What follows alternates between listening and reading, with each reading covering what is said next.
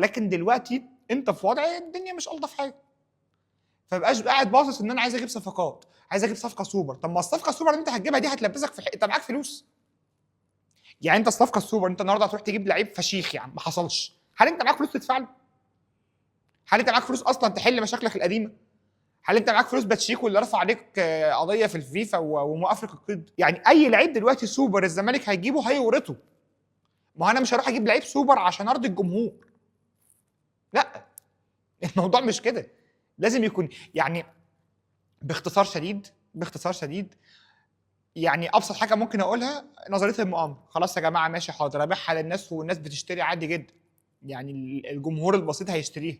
اه يا جماعه احنا معمول علينا مؤامره، وزي ما اتقال في الخطاب اللي كان الزمالك موجهه لزيزو، عايزين يعرفوا اذا كان في نادي منافس بيقول للاعب او بيحرض اللاعب ان هو ما يكملش الموسم مع الزمالك ولا لا. يعني ما عادي جدا هنقول نظريه مؤامره يا باشا، هنبيع بيها عادي، ده احنا هنبيع بيها بيع للصبح. لكن مش هتحل حاجه، يعني انت مش هتحل حاجه، انت جوه النادي مش هتحل حاجه.